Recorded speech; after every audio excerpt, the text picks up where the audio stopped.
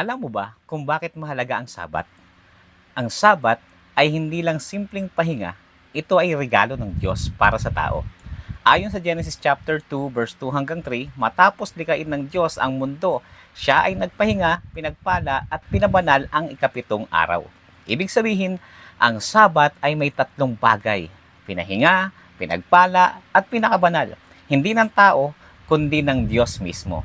Sa Exodus chapter 20 verse 8 hanggang 11, malinaw ang utos: alalahanin mo ang araw ng Sabat upang ipangilin. Hindi ito suggestion. Ito ay utos na nagpapaalala na ang Diyos ang ating manlilikha. At sa Mark chapter 2 verse 27, sinabi ni Jesus, ang Sabat ay ginawa para sa tao at hindi ang tao para sa Sabat. Ibig sabihin, ang Sabat ay para sa ating kabutihan, para sa pahinga, relasyon at pagpapalibago ng ating espiritu. Sa mundong puno ng pagod, stress at ingay, ang Sabat ang paanyaya ng Diyos. Lumapit ka, magpahinga ka, at alalahanin mo ako.